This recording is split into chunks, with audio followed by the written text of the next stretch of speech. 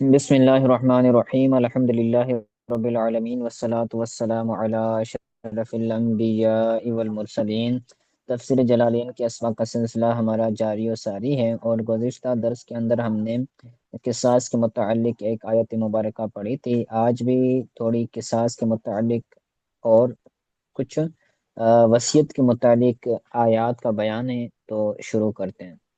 کہتے ہیں وَلَكُمْ فِي الْقِصَاصِ حَيَاةٌ يَا أُولِي الْأَلْبَابِ لَعَلَّكُمْ تَتَّقُونَ، اور تمہارے لیے قصاص میں زندگی ہے، اے ذوی العقول، اے اہل عقل، لَعَلَّكُمْ تَتَّقُونَ، تاکہ تم پرہیزگار بن جاؤ، تاکہ تم متقی بن جاؤ، یا اس کا لغوی معنی بھی مراد لے سکتے ہیں، تاکہ تم ڈرنے والے بن جاؤ۔ قصاص کے بعد حیات ان کے بعد نکل آئے اے بقا ان عظیم، یعنی قصاص میں تمہارے لیے عظیم بقا ہے، بڑی بقا ہے۔ تو غرض مفسر ہوگا حیات ان کی مراد بیان کرنا۔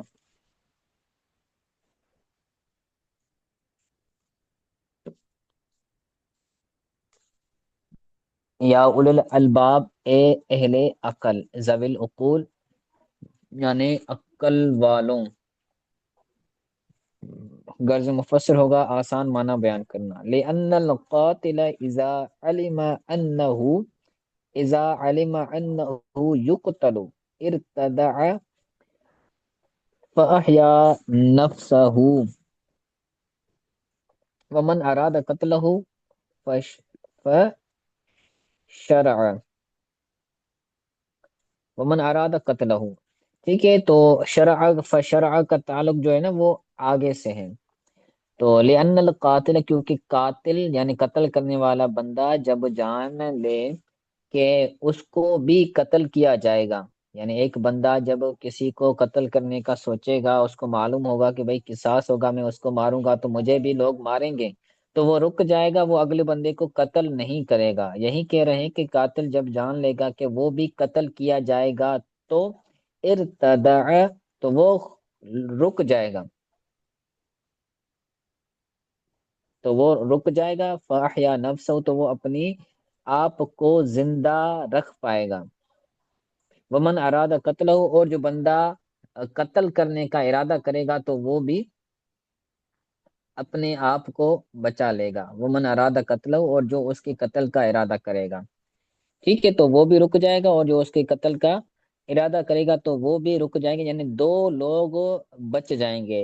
ایک تو جس کو قتل کرنے کا ارادہ کر رہا ہے، من ارادہ قتل، جس کو قتل کرنے کا ارادہ کر رہا ہے اس کی جان بھی بچ جائے گی، اور اس قاتل کی اپنی جان بھی بچ جائے گی، تو دو جانیں بچیں گی جب قصاص کا حکم نافذ ہوگا۔ ٹھیک ہے، تو غرض مفسر ہوگا آیت کی وضاحت کرنا، لعلکم تتقون، تاکہ تم متقی بن جاؤ، یعنی متقی بمانا ڈرنے والے بن جاؤ۔ فشرع کا مطلب کیا ہے کہ تو مشروع کیا گیا، یعنی قصاص مشروع کیا گیا ہے تاکہ جو حیات ہیں، زندگیاں ہیں، وہ بچ سکیں۔ یہ شاید جی ارتدا یہ مصدر ہے، اب افتقال افتخار ار نہ مصدر نہیں ہے، یہ وہ ہے، فعل ہے۔ فعل ہے، فعل ماضی ہے۔ جی سر، اس کا مطلب رکنا ہے۔ ہاں، منع، رک جانا، منع ہو جانا۔ ایک اوپر لکھا ہو نا، امتنع عن قتل غیر ہی، جی غیر جی کے جی قتل سے رک جانا۔ جی سر۔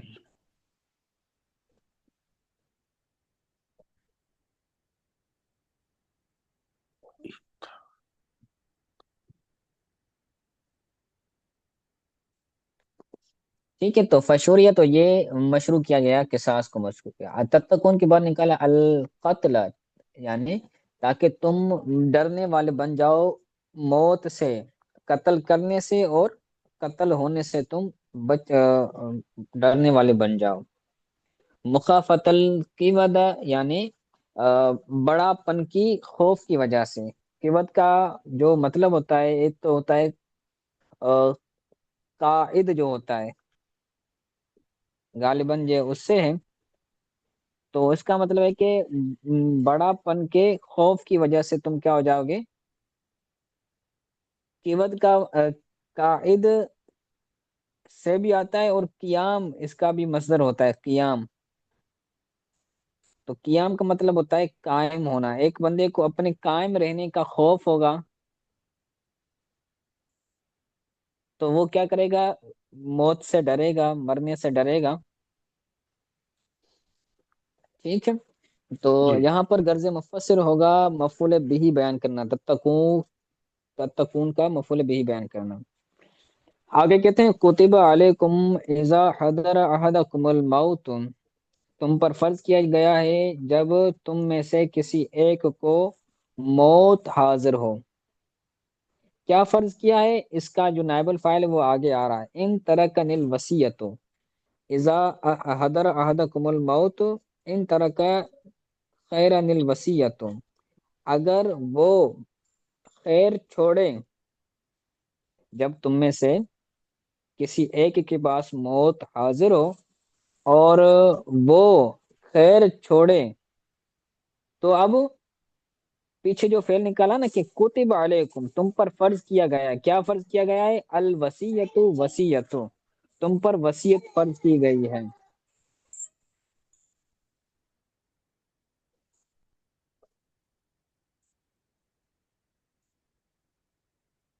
ٹھیک ہے، تو جو یہ الوصیت ہے نا، تو یہ اس کا نائب الفاعل ہے کتب کا۔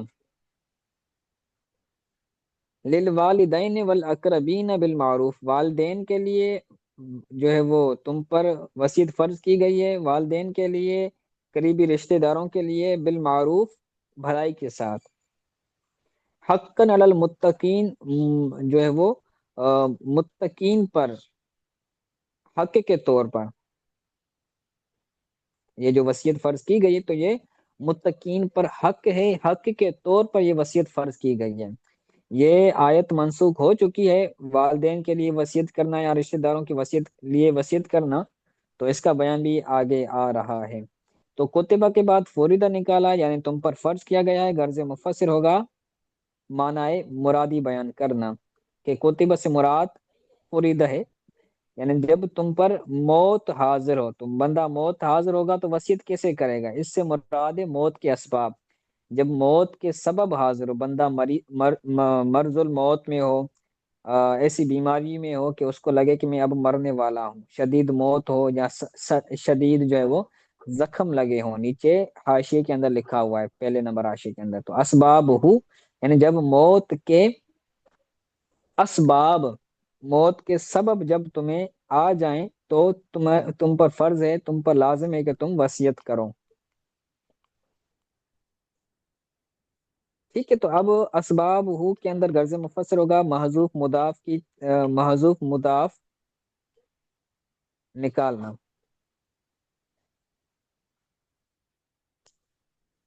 خیرن کے بعد نکلا مال، یعنی اگر کوئی بندہ مال چھوڑتا ہے تو اب وہ وصیت کرے گا، وصیت اس پر کرنا لازم ہے۔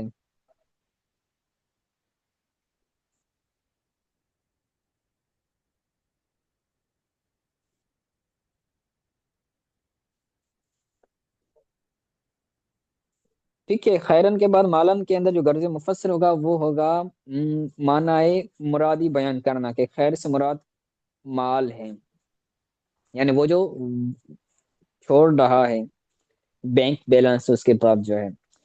آگے وصیت کے بعد نکلا مرفوع بے کوتو بے کوتیبہ، یہ کوتیبہ کی وجہ سے مرفوع ہے، یعنی کوتیبہ یہ نائب الفاعل، اور یہ فعل مجہول ہے، تو فعل مجہول کا نائب الفاعل آتا ہے، تو یہ اس کا نائب الفاعل ہے۔ ومتعلق بإذا ان کانت ظرفیہ تن، اور یہ اذا کے ساتھ متعلق ہے جب وہ ان ظرفیہ ہو، جو ہے نا پیچھے پیچھے نہیں ہے، بلکہ یہ یہاں پر آیا ہے، ان ترک خیرن الوصیت، تو یہاں پر یہ جو اذا ہے، بلکہ ان نہیں، اذا،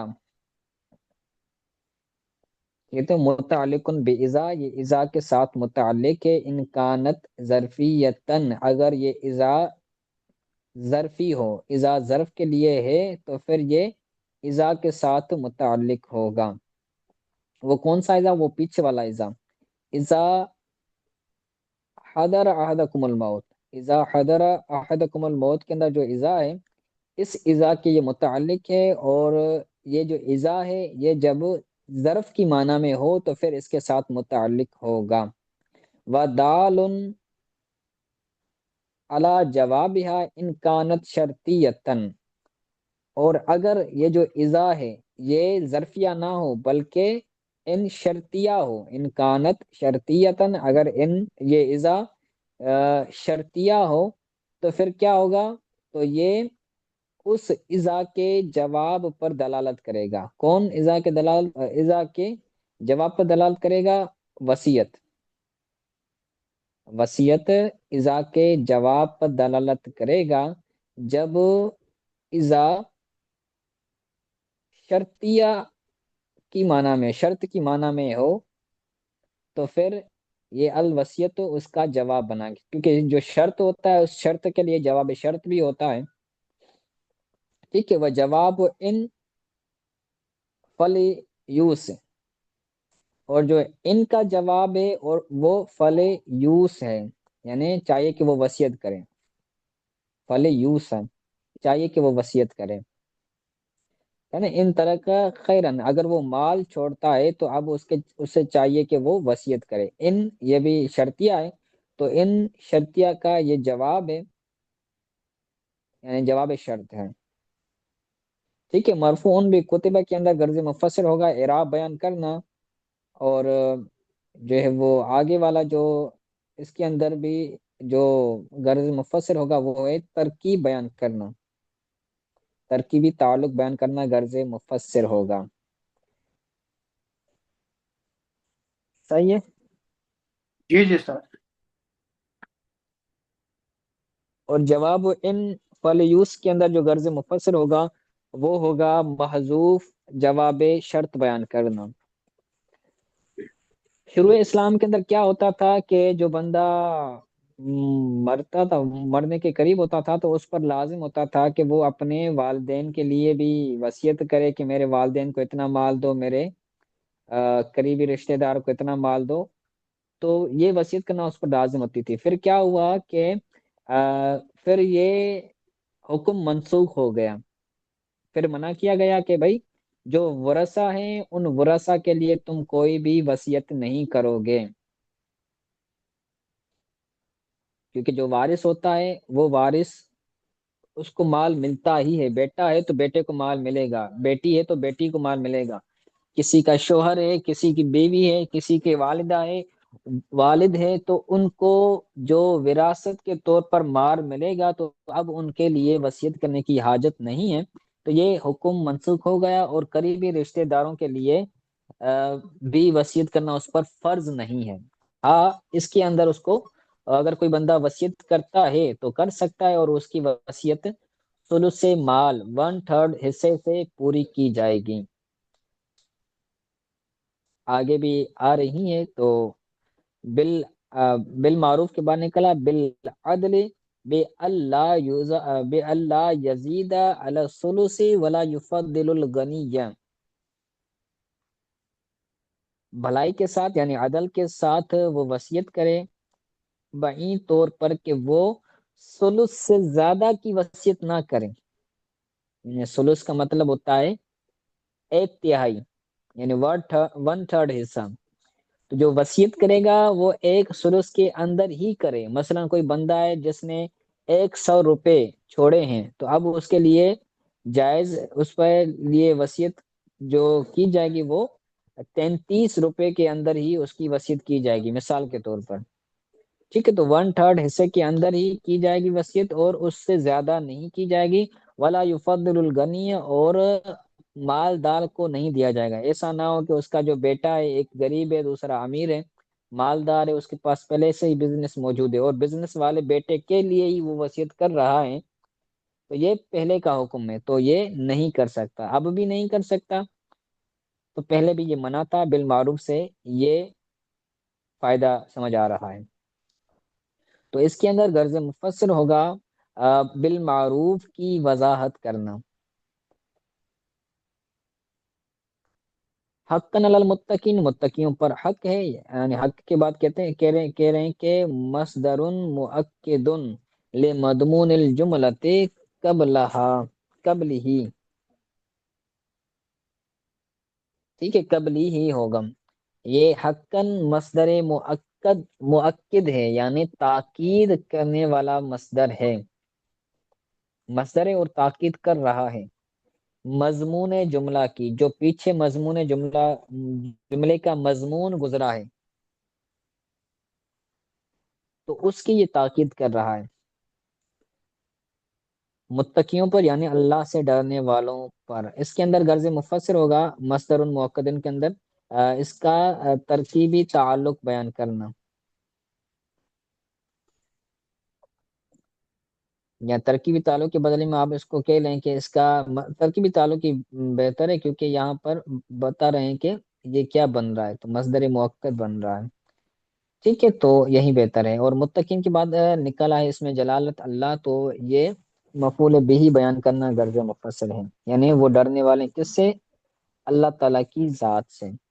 وَهَذَا منسوخن، یہ بات آگے کہتے ہیں ہَذَا منسوخن بِآیَةِ الْمِیراثِ وَبِحَدِیثِ لا وصیۃ للوارث، یہ جو آیت ہے کہ تم پر وصیت کرنا فرض ہے، یہ والی آیت منسوخ ہو چکی ہے آیت میراث کے ساتھ، اور نبی کریم صلی اللہ علیہ وسلم کی اس حدیث کے ساتھ کہ لا وصیۃ للوارث، لا وصیۃ لوارث، وارث کے لیے کوئی وصیت نہیں ہے، والد بھی وارث ہوتا ہے، والدہ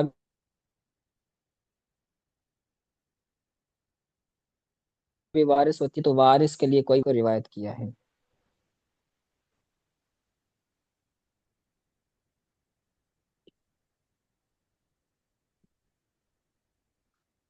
سمجھ تم؟ جی استاد، لا وصیۃ تو لوارثین، جی، لا وصیت، وصیت یہ لا نفی جنس ہے، لا وصیت لوارث۔ جی ٹھیک ہے۔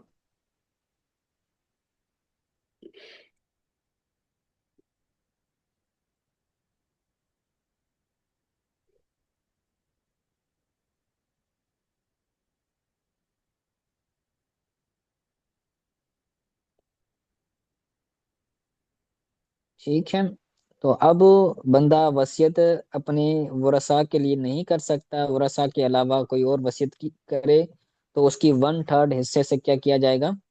اس کی وصیت کو پورا کیا جائے گا، چاہے کہے کہ بھائی میرے جو پیسے ہیں میرے مرنے کے بعد اس سے ایک مسجد بنوانا، تو جتنے پیسے اس کے 1/3 حصے کے بنتے ہیں تو وہ اگر اس سے وہ مسجد بن جاتی ہے تو اچھی بات ہے، ورنہ کسی مسجد کے اندر اس کے پیسے کیا کیے جائیں گے؟ ڈونیٹ کیے جائیں گے۔ اسی طرح کوئی اور وصیت کرتا ہے کہ بھائی میرے مرنے کے بعد میرے اتنے جانور کو ذبح کرنا، یا میرے ایصال ثواب کے اندر کسی عالم دین کو کتابیں لے کر دے دینا ثواب جاریہ کے طور پر، تو اس کی اس 1/3 حصے سے ہی اس کی وصیت پوری کی جائے گی۔ تو اس کے ایک طویلی مسائل انشاءاللہ تبارک و تعالی آپ پڑھیں گے میراث کے باب میں، کتابیں میراث کی پڑھائی جاتی ہیں تو اگلے درجوں کے اندر آپ پڑھیں گے۔ آگے کہتے ہیں فمن بدلہ بعد ما سمعہ فانما اسمہ علیہ علی الذین یبدلونہ ان اللہ سمیع علیم، کہ بے شک وہ لوگ، فمن بدلہ، بے شک جس نے اس کو بدل دیا، ومن بدلہ، اور جس نے اس کو بدل دیا، یعنی کس کو؟ وصیت کو پورا کرنے سے۔ اس نے کہا تھا کہ تم نے میری اس وصیت کو پورا کرنا ہے، لیکن انہوں نے پورا نہیں کیا، اس کو بدل دیا، من شاہد و وسیع، موجودہ لوگوں میں سے، یا پھر من و وسیع، یا پھر وسیع اس کو کہتے ہیں کہ جس کے لیے وصیت کی گئی، وسیع یا پھر جو موجود تھا اس کی طرف سے اس کو تبدیل کیا گیا، وصیت کو تبدیل کیا گیا.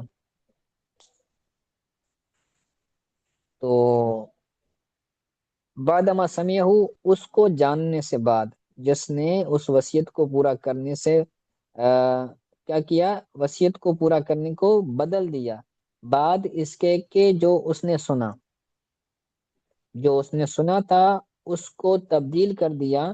تو فَإِنَّمَا اسْمُهُ عَلَى الَّذِينَ، بہرحال تو اس کے تبدیل کرنے کا گناہ ان لوگوں پر ہے، یبدلونہ، جو اس کو تبدیل کرتے ہیں. بے شک اللہ تعالی سننے والا اور جاننے والا ہے. اب العیسیٰ من شاہد و وسیع، شاہد یعنی موجود اور وسیع کی طرف سے پورا کرنے کو کیا کیا جائے، تبدیل کیا جائے تو اس کو گناہ ملے گا. ٹھیک ہے، اس کے اندر غرض مفسر ہوگا ہو ضمیر کا مرجع بیان کرنا، اور من شاہد و وسیع کے اندر غرض مفسر ہوگا بدل کا فاعل بیان کرنا. سمعہ کے بعد نکلا علمہ، یعنی اس کو جاننے کے بعد اس کو معلوم ہے کہ وصیت یہ کی ہے، اتنی کی ہے، اور وہ تبدیل کر دے. کہا کہ بھائی میری وراثت میں سے جو ایک 1/3 حصہ ہے تو وہ اللہ کی راہ میں خیرات کر دینا. تو وہ کہے کہ بھائی اس نے کہا تھا کہ میرے 10,000 خیرات کر دینا، یا جو ہے وہ صدقہ کر دینا، تو وہ تبدیل کر دے اس طرح. علمہ، اس کو جاننے کے بعد. گھر سے مفسر ہوگا آسان اور معنی مرادی بیان کرنا. سمیع یہ سننے کی معنی میں بھی ہے، تو جو سننا مراد ہے وہ علم والا مراد ہے. غرض مفسر ہوگا معنی مرادی بیان کرنا. فاسمہ، اسمہ کے بعد نکلا العیساء المبدل، یعنی جو تبدیل کیا گیا ہے بدلے ہوئے عیسیٰ کو، بدلے ہوئے پوراؤ کو، کا جو گناہ ہے وہ ان لوگوں پر ہے جو اس کو تبدیل کرتے ہیں. غرض مفسر ہوگا اس کے اندر بھی ہو ضمیر کا مرجع بیان کرنا. یبدلنہ کے بعد نکلا فیہ اقامت الظاہر مقام المضمر، اس میں ظاہر کو اس میں ضمیر کے جگہ پر قائم کرنا ہے. فیہ اقامت الظاہر، اس میں ظاہر کو، فیہ اس میں ظاہر کو، الظاہر سے مراد ہے اس میں ظاہر، جیسے زید بکر عمر، تو یہ اس میں ظاہر ہیں. اور الذین یہ اس میں موصول ہے، تو اس میں موصول بھی اس میں ظاہر ہوتا ہے. تو اس میں ظاہر کو اس میں ضمیر کی جگہ پر قائم کرنا ہے، کھڑا کرنا ہے. یعنی یہ کہنا چاہ رہے ہیں کہ یہ جو مقام ہے الذین یبدلونہ، یہ وہ مقام ہے کہ یہاں پر ہم ضمیر آنا چاہیے تھا، لیکن ہم ضمیر کی جگہ پر انہوں نے کیا کیا ہے، الذین یبدلون لایا ہے. الذین اس میں موصول ہے، پھر یبدلون یہ صلہ مل کر، یہ صلہ موصولہ مل کر یہ پھر مجرور بنے گا جار کا.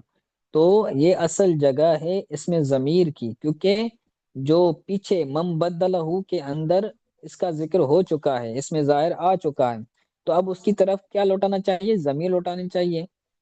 تو لیکن ضمیر نہیں لوٹائی گئی، بلکہ ضمیر کی جگہ پر اس میں ظاہر کو رکھا گیا ہے. غرض مفسر ہوگا نقطہ بیان کرنا. سمجھ آ رہا ہے؟ ان اللہ سمیع علیم، بے شک اللہ تعالی سننے والا ہے اور علیم جاننے والا ہے. سننے والا ہے کس کو، لقول الموسی، وصیت کرنے والے کے قول کو جاننے والا ہے. غرض مفسر ہوگا مفعول بھی بیان کرنا، اور جاننے والا بے فعل الوصی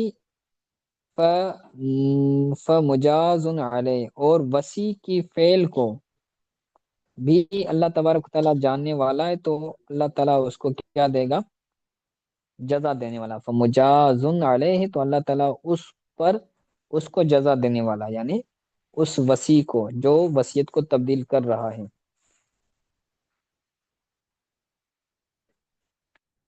ٹھیک ہے، آج کے لیے اتنا سبق کافی ہے، اس کو آپ اچھی طرح سے یاد کیجیے گا اور وراثت کے مسائل بھی سمجھنے کی کوشش کیجیے گا۔ آج کے سبق کے حوالے سے اگر کوئی بات سمجھ نہیں آئی تو پوچھ لیں۔